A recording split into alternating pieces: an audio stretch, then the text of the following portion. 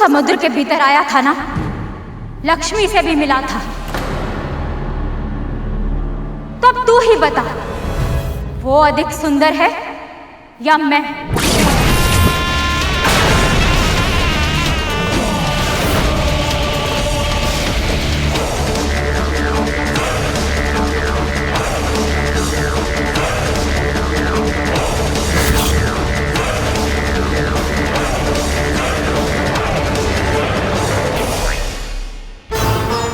माँ, माता लक्ष्मी आते हुए अच्छी लगती है और आप जाते हुए।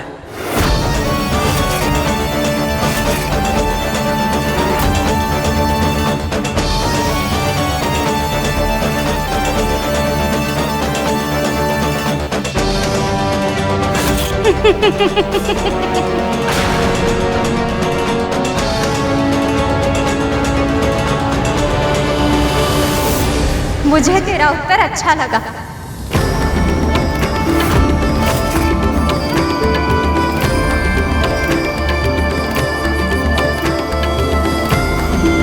तेरा दुख और दरिद्रता शीघ्र ही दूर हो।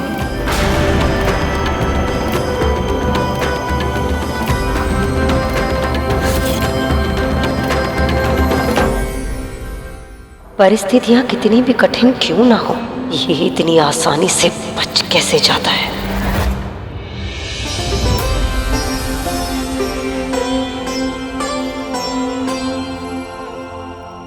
आपका बहुत बहुत धन्यवाद बाबा। आज आपने मेरी और मेरे परिवार की रक्षा कर ली। बड़ी विचित्र प्राणी है तू। अब तुम लक्ष्मी चली गई, अब क्यों अश्रु बहा रही है? हाँ बाबा, पर ये सब आपके बिना संभव नहीं हो पाता। आप भले ही कितने ही कठोर बन जाएं, कितने ही कटु वचन कह लें, सत्य तो ये है, आज आपने मुझे और मेरे परिवार को बचा लिया। मैं आपकी आभारी हूँ बाबा। तुम कहना क्या चाहती है? जानते हैं बाबा, पहले जब जब मेरा पुत्र मुझसे दूर जाता था,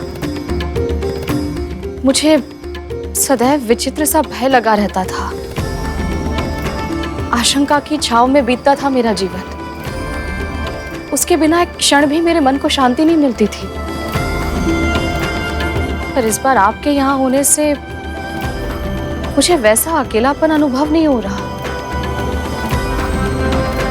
ऐसा लग रहा है जैसे मेरा कोई अपना मेरे साथ है। बस अपना बोलकर संबंधी बनाने की आवश्यकता नहीं है। मुझे रिश्ते नाते पसंद नहीं है,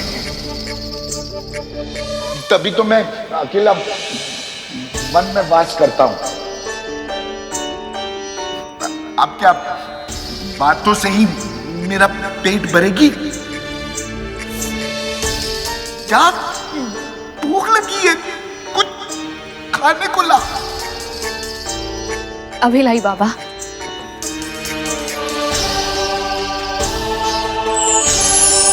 यदि तू इस परीक्षा को परिपूर्ण कर ली तो तुझे ऐसा आशीर्वाद दूंगा कि तेरे सारे कष्ट दूर हो जाएंगे।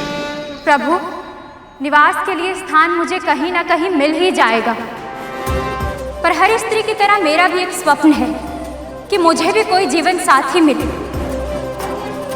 कोई हो जिसे मैं अपना सकूं और जो मुझे अपना ले पूरे मन के साथ।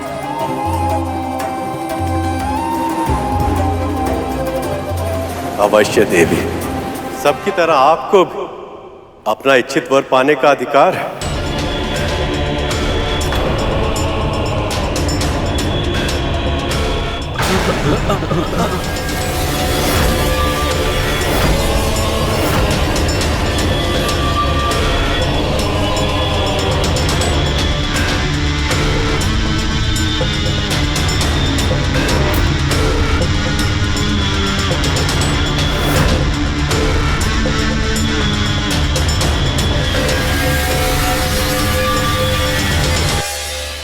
कोई भी मेरे गुण दोषों के साथ मुझे स्वीकार करने के लिए तैयार नहीं है नारायण।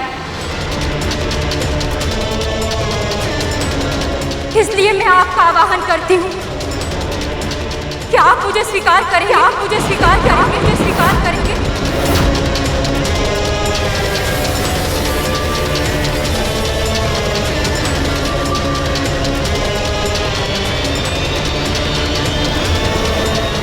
यहाँ आप भी इन सबकी तरह मुझे। मेरे कथन को अन्यथा मत लीजिएगा देवी, पर विवाह तभी करना चाहिए जब वर और वधू तन, मन और आत्मा से एक हो।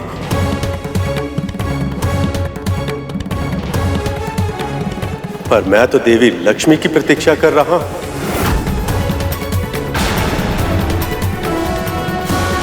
छोटी बहन का सौभाग्य बड़ी बहन का दुर्भाग्य नहीं बन सकता नारायण। मुझे भी ऐसा ही वर चाहिए जिसमें आपका अंश हो। मैं आपकी ये इच्छा पूर्ण करने में असमर्थ हूं देवी, पर मैं आपको दिव्य दृष्टि का वरदान अवश्य दूंगा, जिसकी सहायता से आप अपने लिए योग्य और उपयुक्त वर ढूंढ पाएं।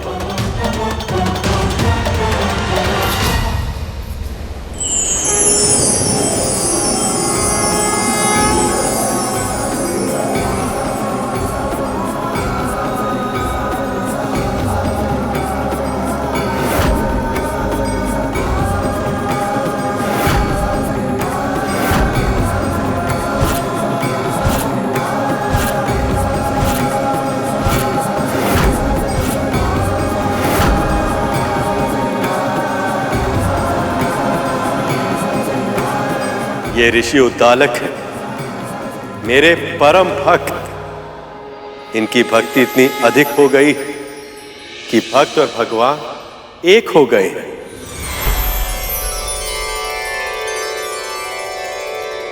ये मुझे स्वीकार है नारायण।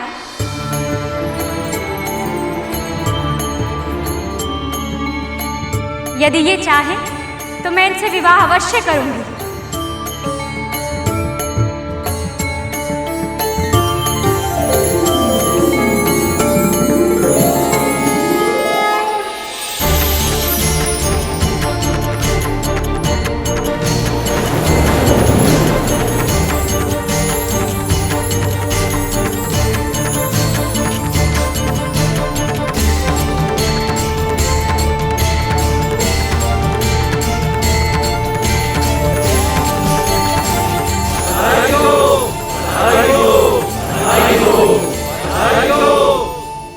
आपका जीवन शुभमय हो लक्ष्मी।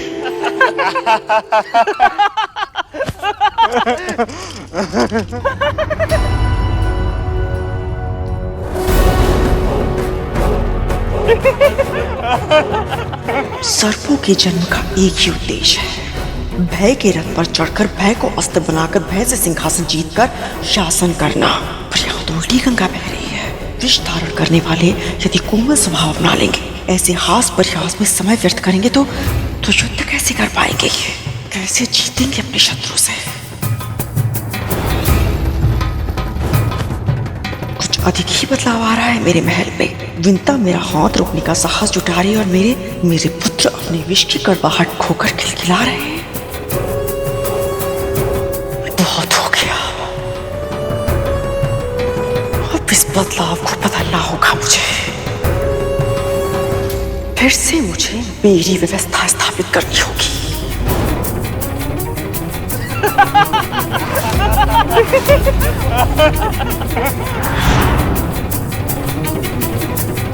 प्रभु आपकी कृपा से मंथन फिर से आरंभ हो गया।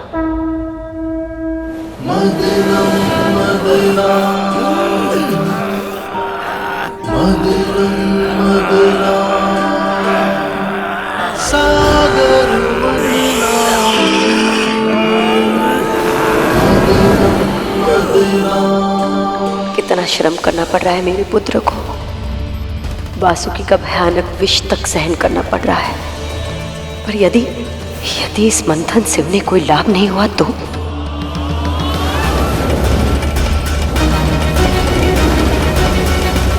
बलि, यदि इस बार कोई विनाशकाली शक्ति प्रकट हुई तो हम असुर इस मंथन को बीच में ही छोड़ देंगे।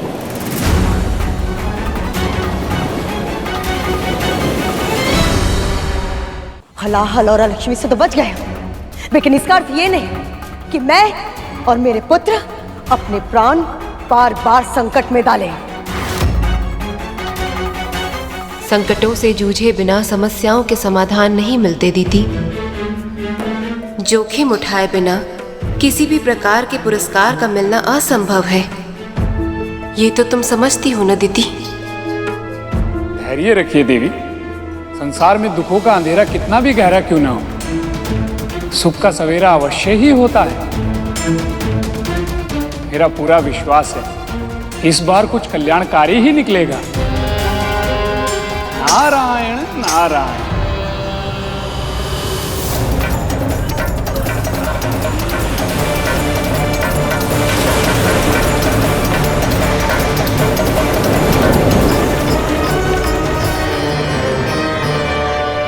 प्रभु,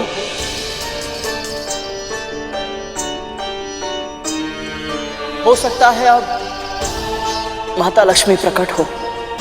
सही कह रहे हो गरुड़। जब अलक्ष्मी मां आ चुकी हैं, तो अब मां लक्ष्मी के आने में अधिक विलंब नहीं होना चाहिए, है ना प्रभु?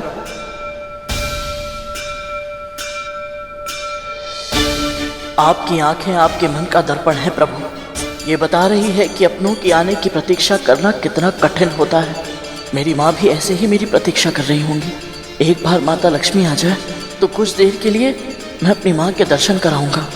मेरे बिना वो न जाने कैसी होंगी। बस बड़ी माँ और उनके नाग पुत्र माँ को अधिक सता न रहे हो। जब विंता का महाबलशाली पुत्र उसके साथ था, तब भी उसने कभी इस तरह मेरा अनादर करने का, मेरी आज्ञा की अवहेलना करने का साहस नहीं किया, बल्कि अपने पुत्र को सदैव यही शिक्षा दी, मेरे हर अच्छे बुरे, हर आदेश का सम्मान करने की शिक्षा। तो फिर अब अचानक ऐसा क्या बदल गया कि वो मेरे सामने दृष्टि उठाकर बात करने लगी? आप बिल्कुल सही सोच रही हैं माँ। कुछ तो निश्चित रूप से बदला है। तुम्हें मेरे मन की बात कैसे पता चली? माँ, यदि माँ अपने पुत्रों के मन की बात पढ़ सकती है, तो पुत्र भी तो अपनी माँ का मन पढ़ सकते हैं। आप तो बस ये सोचिए कि हमारे आसपास का वातावरण कब से बदलने लगा। हाँ माँ, यदि ये पता चल जाए तो हो सकता है कि आपको ये स्वयं पता चल जाए कि हमारे इस महल में जो भी कुछ घट रहा है उसका सही कारण क्या है। सही कह रहे हो तुम दोनों। आपको जो दंड देना है मुझे दे दीजिए, पर उन बाबा को जाने के लिए नहीं कह सकती मैं। अब बताएगी भी? बात क्या है? बाबा को पौष्टिक आहार चाहिए महारानी। उस बुढ़े में अवश्य ही कुछ बात है। जब से वो आया है, इस विंता का मनोबल भी बढ़ गया है और हम सब मिलकर भी उसे कुटिया से बाहर नहीं निकाल पा रहे हैं। क्या हुआ? फेंक दिया उस बूढ़े को बाहर? उसे महल से बाहर फेंकना तो दूर की बात है माँ। हम दोनों उस मायावी के आसपास भी नहीं पहुंच पा रहे माँ। जब से उस बुढ़े ने इस महल में प्रवेश किया है, तब से ही सारी गड़बड़ चल रही है। कुछ दिन पहले मुझे भी एक तीव्र झटका लगा था। अवश्य वो बुढ़ा सारी समस्या की जड़ है। समस्या की जड़? नहीं नहीं माँ, वो तो समाधान।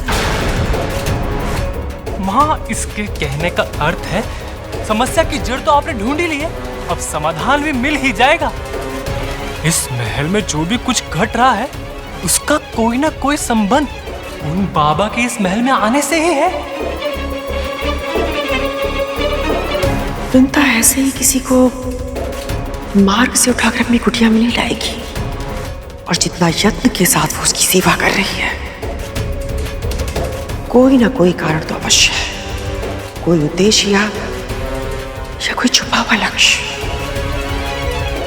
और वो क्या है मैं जान कर रहूंगी। और यदि सच में वो बाबा चमत्कारी है तो उसका आशीर्वाद मुझे मिलेगा, उस विंता को नहीं।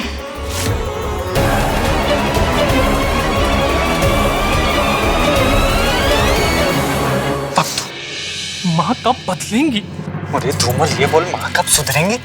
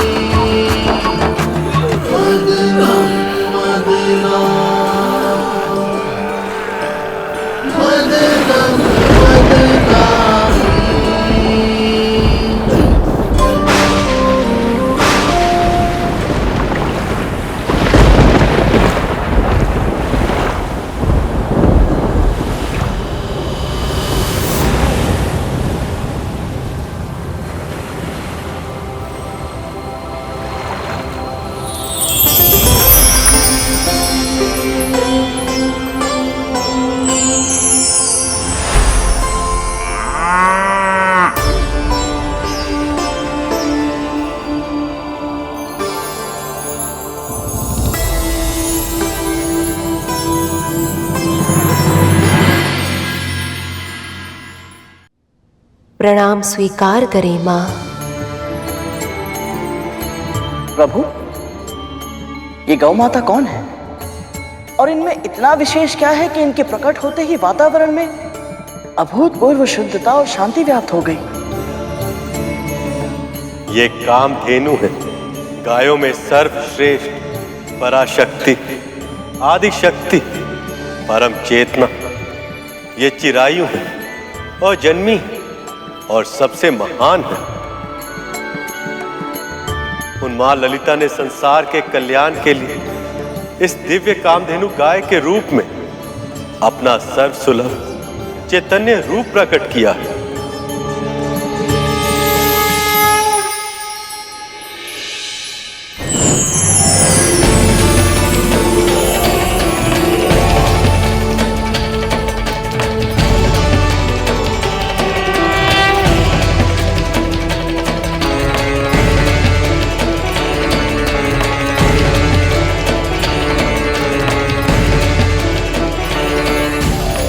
इनके विशेष लक्षण क्या है प्रभु? कामधेनु की रीढ़ की हड्डी पर सूर्य केतु नाड़ी होती है, जो हानिकारक विकिरण को समाप्त कर वातावरण को स्वच्छ करती है। इसके साथ साथ ये नाड़ी गाय के तन में स्वर्ण का निर्माण भी करती है, जो उनके दूध, मूत्र और गोबर से सहज ही प्राप्त किया जा सकता है। हम दूध और मूत्र का उपयोग करते हैं और गोबर खाद के रूप में खेतों में उगने वाले अनाज के माध्यम से हमारे तन में प्रवेश करता है। इनकी पूंछ भूमि को छूती है और स्त्रियों की चोटियों के समान सदैव गुथी ही होती हैं। हिंसा का संदेश देने वाले इनके ये सींग सदैव उल्टे ही होते हैं और इनकी आंखों से प्रतिपल प्रतिक्षण आंसू बहते ही रहते हैं, जो करुणा का प्रतीक होते हैं। कामधेनु की अस्थियों में पर्वत और मज्जा में यज्ञ स्थित होते हैं और इनके चारों थनों में 4 महासमुद्र होते हैं।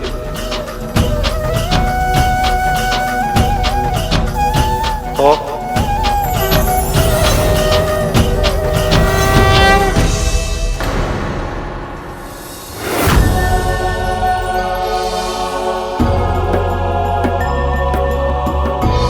प्रभु,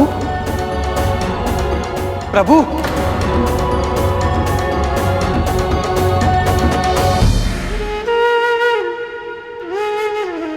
क्या हुआ प्रभु? आप अचानक कितने भावुक क्यों हो गए? नारायण भावुक इसीलिए हो गए क्योंकि कामधेनु के पिछले भाग में देवी लक्ष्मी का वास होता है।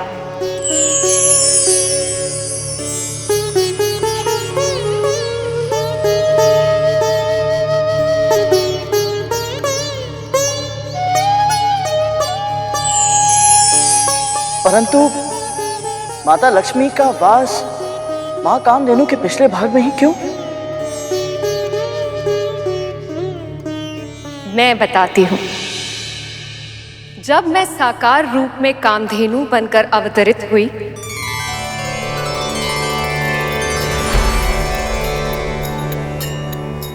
तब सभी देवी देवता मुझ में स्थान ग्रहण करने आए।